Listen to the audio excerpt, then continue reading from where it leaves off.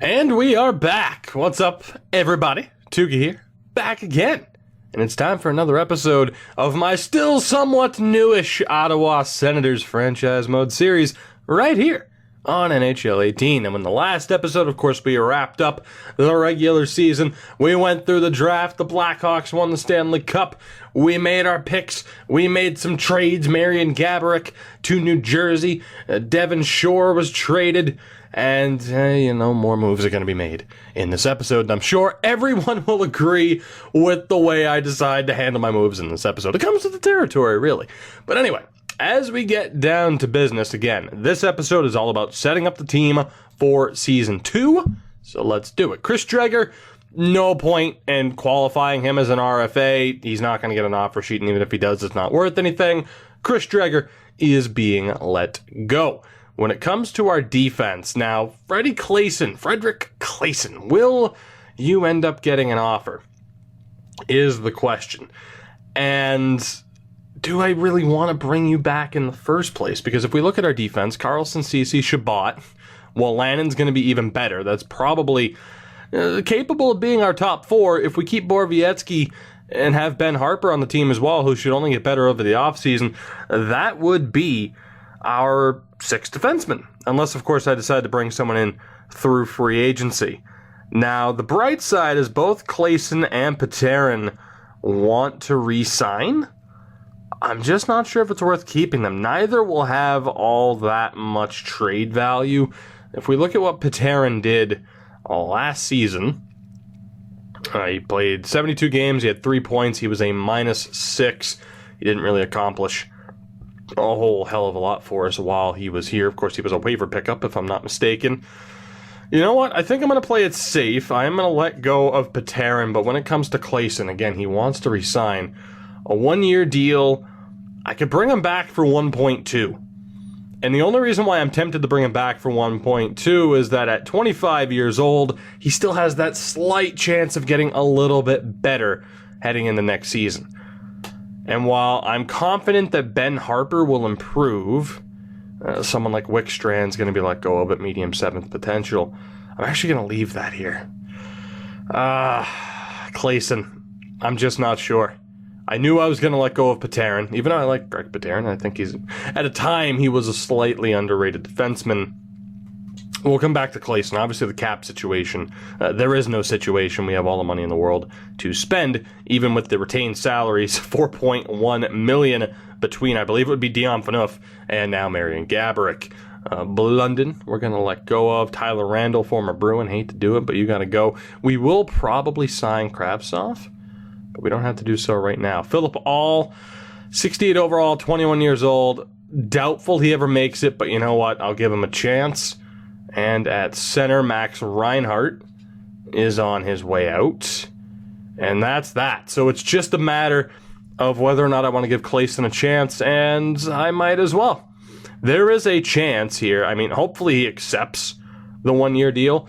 There's a chance, him or Borowiecki gets buried in the AHL to start the season. Whether or not that remains to be the case as we progress through Season 2, we'll find out, but let's see what happens here with these early offers.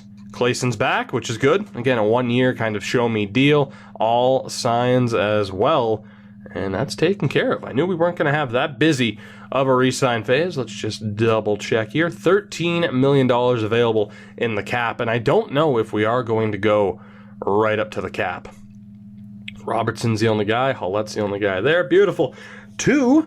The start of free agency, we go. Let's see what happens. Again, will I make moves that result in us using up all of that $13 million in available money? I'm not sure. It depends. Obviously, we're taking the slow and steady approach. Still undecided on what we're doing with Erik Karlsson. I think that might depend on the progression we see from the players we already have signed and how we end up doing into the season. Now, Kovalchuk is a free agent. Again, if you want to know how I got Kovalchuk on the roster and to have him show up as a free agent and not be affected at all and not really be a factor in Season 1, check out the roster editing extravaganza. It should not be that difficult to find. Spoiler alert, you create him, You make him 18 years old, you put him on a WHL team or any CHL team, and then you go back to the create player screen and you change him to his actual age, and he won't show up. The one downside is he does look for a rookie contract. It's your choice how you want to handle Kovalchuk. I'm personally fine with him looking for nothing. Treat it as he's willing to sign anywhere for dirt cheap as long as he wins, even though there's a decent chance he won't sign with a rebuilding team. Now, when it comes to the goaltending situation, Grubauer would be an interesting one. Obviously, Anderson and Condon aren't the long-term solutions, but I'm not really seeing anybody here that would be overly helpful. The Flyers did end up letting go of Felix Sandstrom, and I think we might take advantage of that. Because otherwise, we're looking at Casimir Kaskisuo, who I don't really think will make it. We're also looking at Jorn Van Pottelberg, a Red Wings prospect who was not signed. Actually, let me double check just to see how many goaltenders we have under contract right now. I think it's 4. If it is, I'm going to send offers to both of them, more than likely. Especially after we just let go of Dreger. To be honest, it might only be 3. Anderson, Condon. And it is 4. Högberg and Gustafsson, even though I'm not really sold on Marcus Högberg, but he's kind of, he's in the same spot as Van Pottelberg, but he's 2 years older. And then, of course, we want Gustafsson to be the guy. I think I'm just going to go after Sandstrom. If he signs, good. If not, we'll try to go for Van Pottelberg if he's still available. And that way we can run... If Sandstrom signs, easy for me to say, that way we can run 2 medium starter potential goaltenders in the AHL. So let's send in that offer. We are obviously going to have competition for Mr. Crazy Eyes himself, but we'll see if he's willing to sign with us. And then defensively, prospect-wise, Montour is available. Dennis Gilbert, I believe it's Dennis Gilbert, it is, and William Borgen have also hit the free agent market, and it's more than likely that we'd be able to sign both of them. Let's take a look here, though. So John Carlson does not hit the open market. Calvin DeHaan is the biggest name available. So when it comes to anybody that we potentially sign to bring in, it's not looking too good. So when it comes to the prospects, Gilbert would be the better one to sign. Now, the easy thing for me to do here, right, would just be to go, $9.25, and more than likely he'd accept.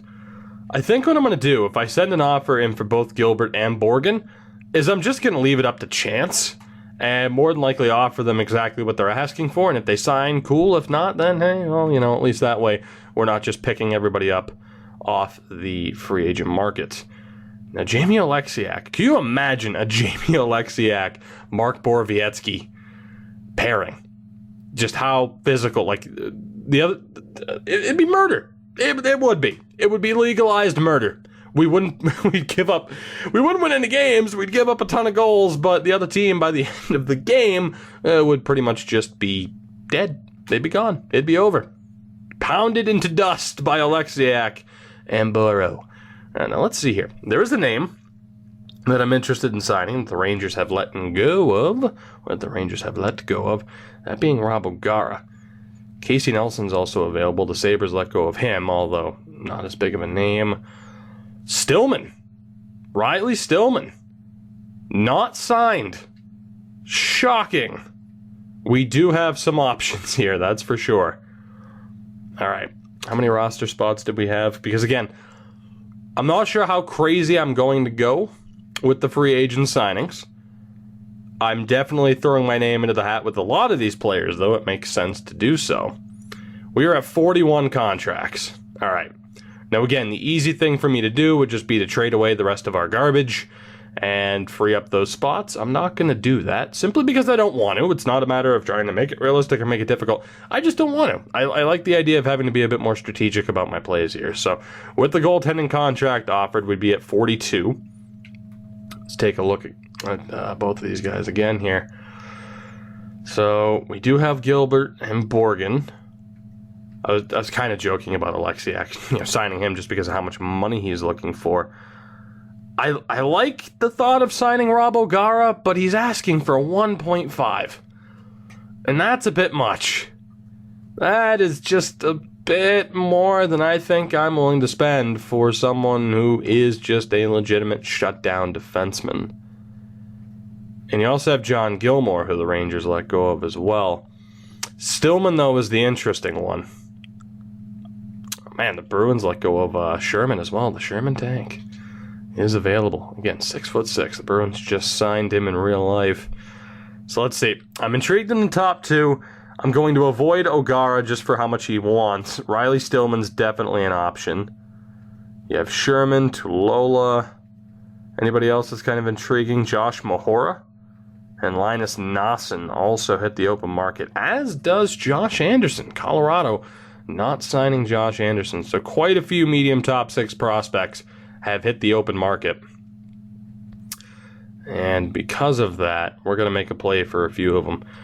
We're going to throw our name into the Riley Stillman not sweepstakes, because apparently nobody else wants him. But we will throw our names into the hat for both Dennis Gilbert and William Borgen. Again, could I sign them both fairly easily? Yeah. But I want to leave it up to chance. I like that better. I want to know that that player wants to be here. So let's see what both Gilbert and Borgen are thinking. So that would bring us up to what, 44, 45 contracts? I can't remember exactly. James Neal is a free agent. Michael Grabner is a free agent. Decent third line option for Grabner, and he's not looking for that much, really. I mean, you compare him to Brian Gianna, who is somehow, he's gone up an overall point, because I know I made him a 78. Jannik Hansen, of course, would be a decent two-way shutdown style player. Michael Grabner, the 83 offensive awareness is a bit weak, but of course he has a killer shot, and is fast as hell. So that would be an option. Who do we have as far as prospects? Just medium top nines. Although, Ty Ronning has hit the open market. Much like Riley Stillman, I'm going to look to take advantage of that. I would love to be able to sign Ty Ronning. You also have Pagansky, who was an NCAA free agent signing, I believe, by the St. Louis Blues. So Ty Ronning is there. We're up to 5 contracts out. I guess in terms of prospects, we'll keep looking. Kevin Fiala is an RFA. How expensive would he be? We don't have the compensation, so the answer is quite expensive. Stefan Matteau is there. Carson Twarniski, formerly the Calgary Hitmen, 69 overall at 20 years old. Nice. Flyers didn't go after him. He could actually be a decent signing as well. Let me take a look at who we have at centers. Riley Sheahan, don't know why he has that potential, but okay. Again, this game changes certain things the second you load up a save file. So Noah Gregor, Damian Riat, and Hudson Elnuik are also available. All right, again, let's play this safe. Let's play this smart. So I believe we're up to 46 contracts.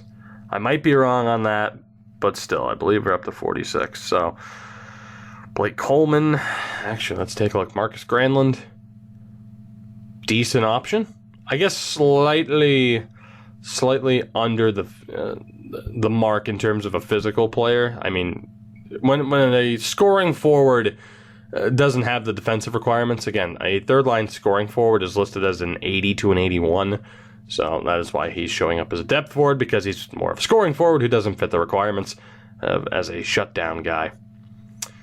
Do I want to go after Gregor or Hudson Elnuik? I'd rather go after Gregor over Elnuik and Twarniski. So again, that would bring us up to, I believe, 47. Gregor is a decent enough option, though. The Sharks electing not to sign him. You know what? Let's go for it. Actually, hold on.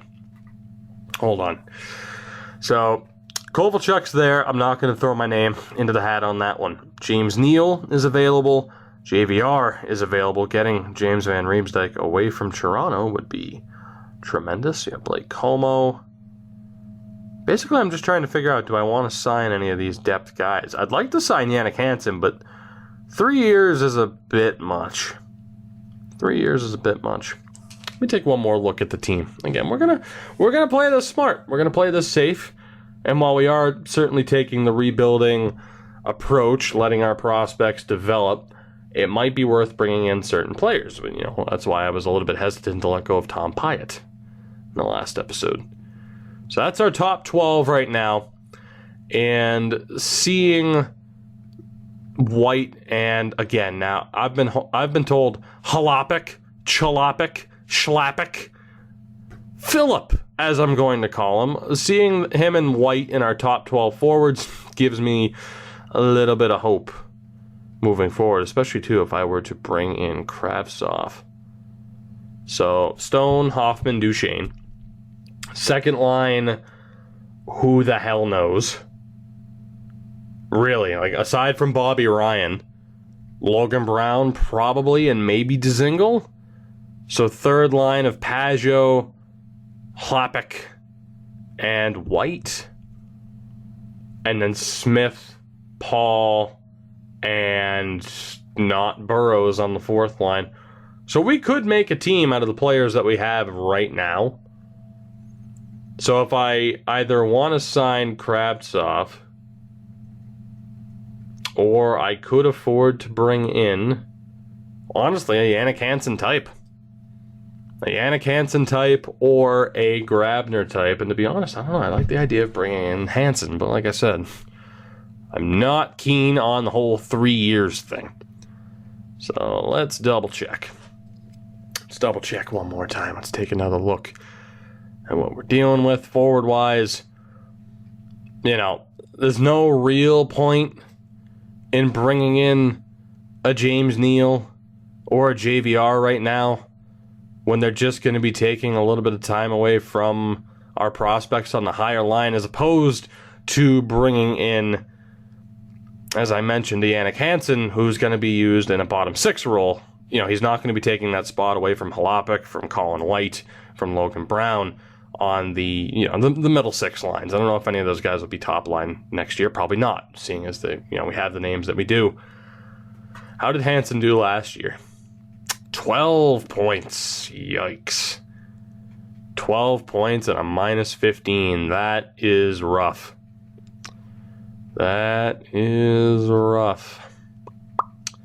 And aside from him, there's no one that I'm really sold on. I could bring back Magnus Paajarvi now that he's a Stanley Cup champion. What a decision that was. He must love me for that choice to move him out. So, with that said, I think we're good. I'm going to send that offer for Noah Gregor, and we're going to see who accepts those initial offers, and who knows, maybe someone like Gagne will take that step up to take the NHL spot away from someone like Burrows, who, again, I still have no plans of playing at the NHL level. Sandstrom has accepted, which is very nice. Hogberg will be the fifth goaltender on the depth chart. Who else? Riley Stillman has accepted. William Borgen is staying in Buffalo. Gilbert is, I don't believe, staying in Columbus, but he has signed with Columbus. Ty Ronning has signed. Noah Gregor has signed as well. So we missed out on the low top four guys, which is fine. I, again, put that up to chance for a reason. And let me just double check the contract spots. Obviously, money-wise, we're good. $12 million available. 45 out of 50. For now, that's good. That leaves us room to sign any prospects that may develop over the course of the offseason. And that'll also leave me a little bit of maneuverability when it comes to potentially making trades and also picking people up off the waiver wire for this next season. So we are going to go ahead and sim forward. And while we get this roster set up, as I mentioned, the lingering thought in the back of my mind is still what to do with Erik Karlsson. This is such a massive season. I think one way to look at it might be to go to the contract screen and see what he's thinking right now in terms of re-signing or not. And we could have that play a very big factor. Say we get the trade deadline day and he's not wanting to re-sign, maybe it would be worth moving him and trying to get as good of a return as we possibly can. We'll see, though. That's the biggest decision that we will probably ever have to make in this series, is whether or not we move Erik Karlsson here before the end of Season 2. But for right now, let's not worry about it. Let's keep our fingers crossed that we've seen some good development from our players. Jordan Hallett doesn't need to be signed.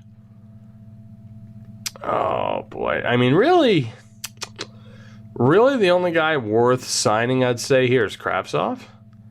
I'm assuming that he's AHL eligible. I just can't remember what team I put him on, whether or not I put him in the SHL or on a junior team. I'm going to sign him anyway. And someone mentioned how to pronounce old Johnny's name here properly. I'm going to go with Tychonik for now. If I'm wrong, I'll correct it for the next episode. I'm going to sign him as well, just to see if he is AHL eligible. I know Jason Robertson is not, until next year at least.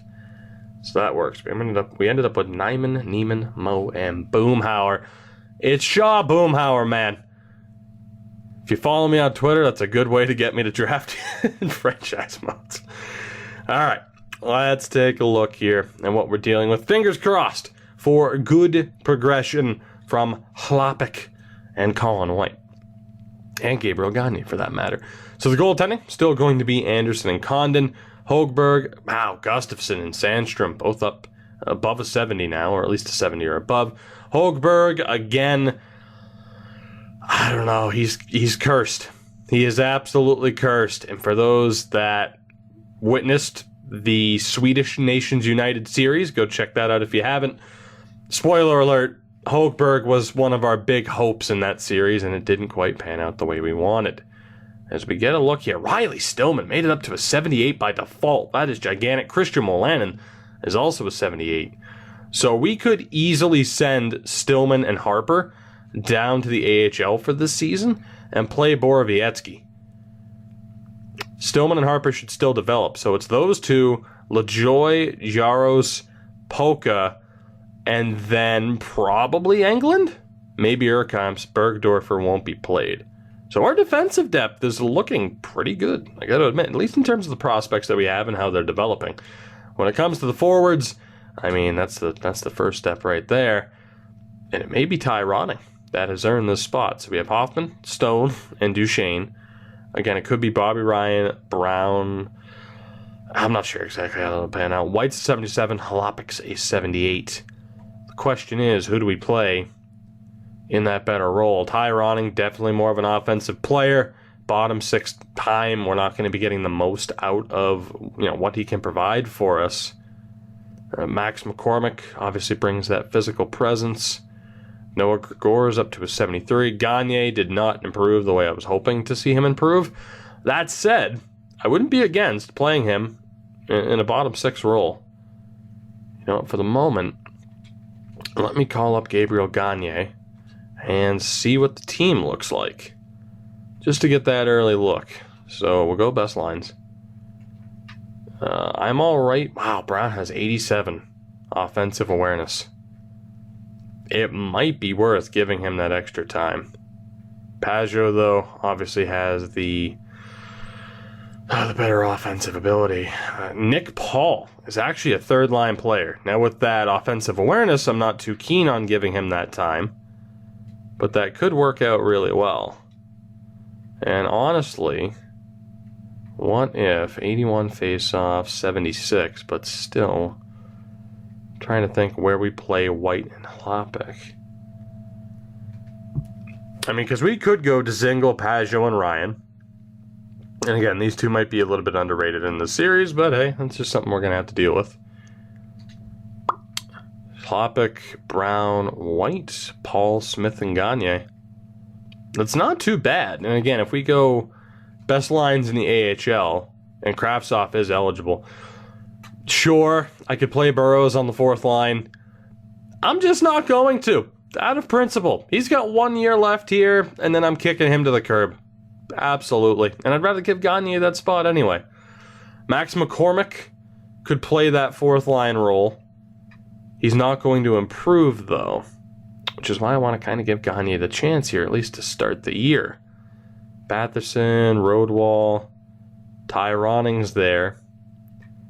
And, I mean, Hlapik and White are both listed as fourth liners. But obviously I'd rather give them that extra bit of time. So to me, I feel like this is the best way to go because I don't want to use Ronning in a fourth line situation because we're just not going to get the most out of Ty Ronning in that spot. Kind of like a Ryan Spooner having bottom six time in Boston. There's no point. Trade him to New York, give him the top six time he deserves, and look at that. He's a great player, which, isn't surprising. So we look at the defense here. Shabbat's up to an 82. So Shabbat and Carlson, Clayson and Cece, Wolanin and Borowiecki. I think I'd rather give Wolanin that extra time, to be honest.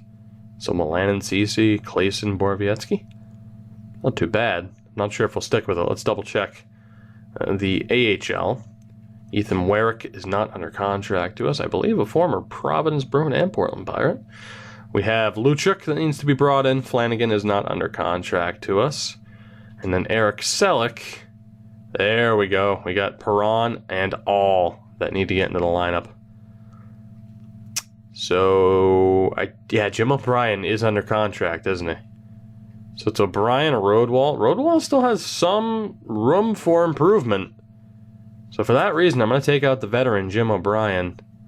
And we're going to bring in Francis Perron, who cannot play center. Philip All can, though. So let me just do it that way, because it'll affect the power play line. So we'll bring in Perron there. Did I do that the right way? I did. And then we have All. So, actually, Ben Sexton isn't under contract, is he? So I'll actually bring in O'Brien. And there we go. So I'll have Rodwall there, McCormick there, just because he doesn't have that much more room for improvements. We'll play Burrows on the third line just to at least get something out of him. So many playmakers, so many two-ways. You know what, actually? Maybe I'm trying to decide if I want to go off of potentials, which is probably the better way to go and typically the way that I would go. So medium 9s, low 6, medium 9 and low 6. Bump up Ronning. So Luchuk, Perron, and Burrows. It's not bad. All Batherson and Gregor. I'd probably move Batherson over, indeed. And then Kravtsov, Ronning, and Bastian. None of them can play center, though, unfortunately. So let's go ahead and drop Ronning. Swap him and Batherson. And there we go. Play Bastian on the right, Kravtsov on the left. I mean, the AHL lines are looking pretty good. I'm happy with some of the players. A lot of them are fringe players at this point in time. But things are looking all right. Let's see here. Urkomps is medium top 6. Don't really have to worry about him. So the AHL lines are set defensively as well. We have the low 4, the medium 6s. Which, I mean, again, Stillman and Harper will get that prime time.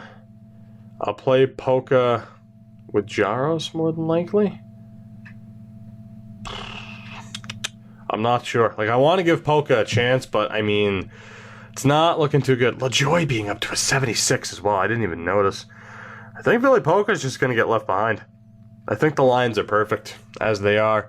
And then with the goaltenders, I mean, I think I'm going to push Hogberg aside, and we're going to go with Gustafsson and Sandstrom. And the chance to be the future replacements for Craig Anderson and Mike Condon. So, looking at this team, I am all right with it. Are we cup contenders? No. But you look at the NHL lines, that top line is still very solid. Dzingel, Pageau, and Ryan can at least be decent contributors for us, even if, Dzingel and Pageau might be a little bit underrated. We have the youth line on the third line, and then someone like Nick Paul at the NHL level this year after we made an effort to hold on to him last season, and we give Gabriel Gagne the chance at the NHL level. And like I said, if we wanted to do something differently, it's either Max McCormick that gets the call up or Burrows. I am going to leave Ty Ronning there. Otherwise, the only way I'm calling up Ty Ronning is if I drop Dzingel to the fourth line, which I feel like we can get a little bit more out of him on that second line, of course.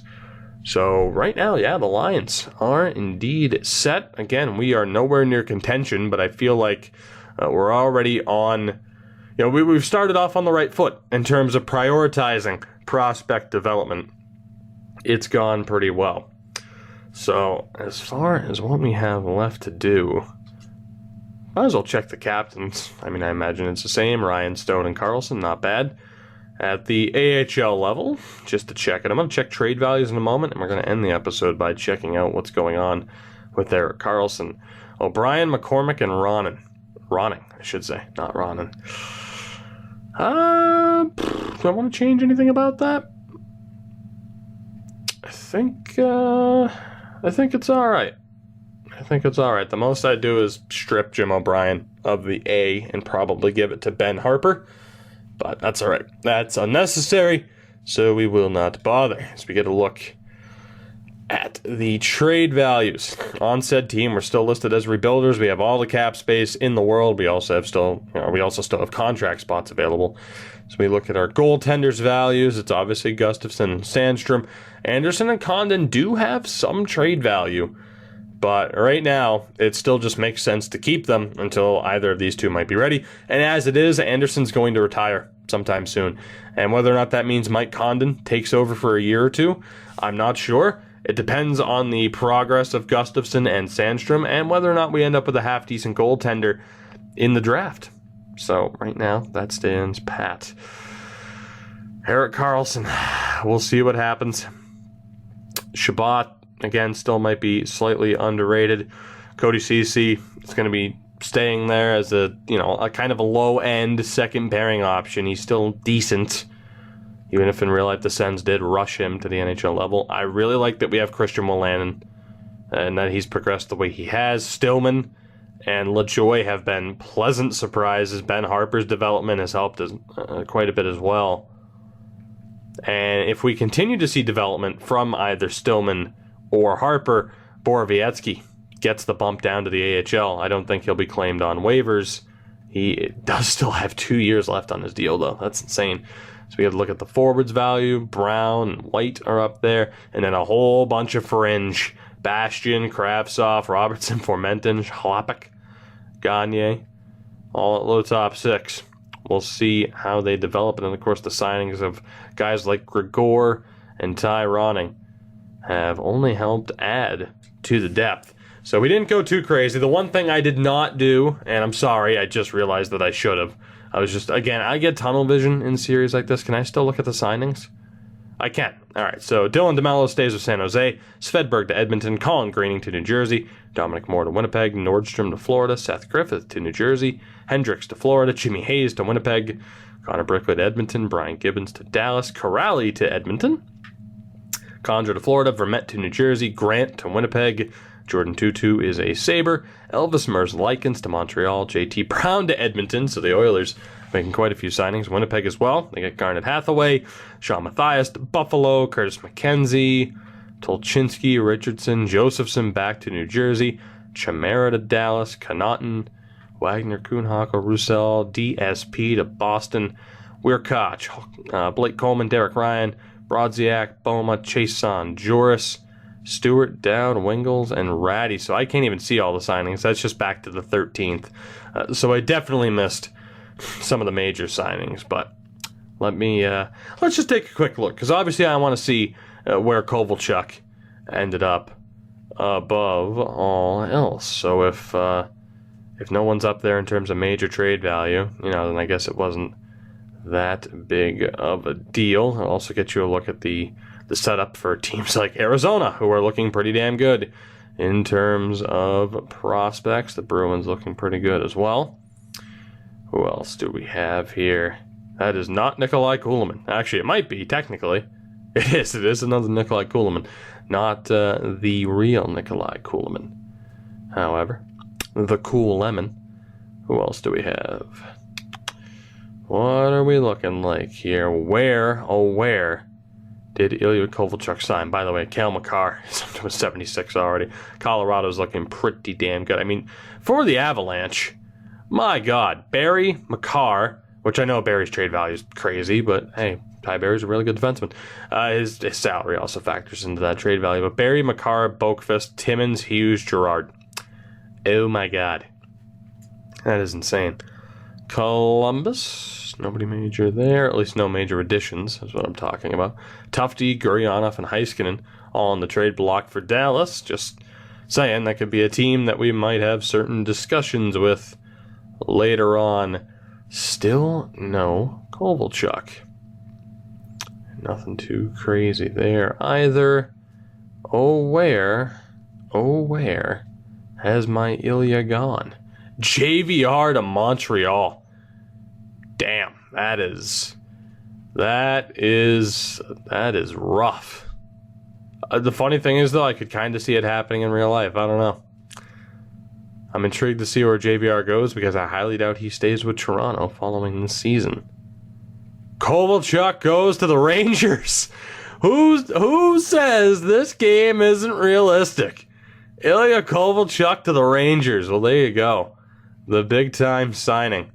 My God, the values on the Flyers right now. Jesus.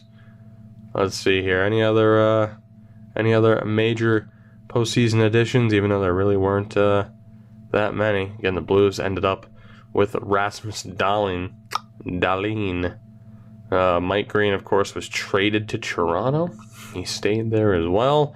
You got to look at the values of the big three, which, I mean, look at the overalls of said guys.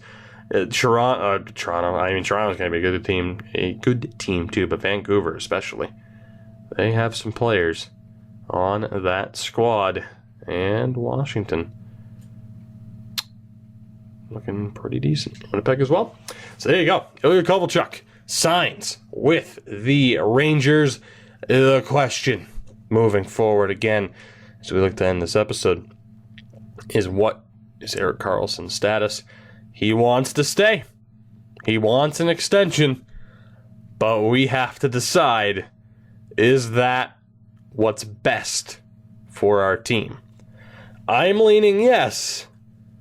But if we're going with that full rebuild approach, needless to say, we could get quite the return for one Erik Karlsson. So let me know what you think we should look to do. As far as how I handled this offseason, I don't know. I'm feeling pretty good about it. We didn't go out and make too many major additions, some depth options, allowing our prospects that are already within the system to develop. And, of course, getting someone like Ty Ronning helps as well. I have no idea what's going to happen in this next episode. I can only hope that it's interesting and doesn't lead to my comment section turning on me, which it probably will.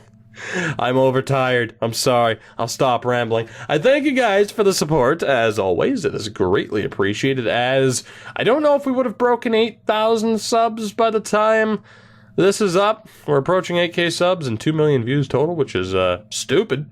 Just stupid for a small NHL channel. But I'll take it, and I thank you guys for that. As always, you know what you can do to support the video and the channel. Links are in the description to my Twitter and Twitch. Do what you got to do to make sure that you stay caught up to date with this series, because you never know when YouTube won't alert you to me uploading a video. So I'm just saying that. Have a good day, night, afternoon, evening. I'll see you guys in the next one. Goodbye.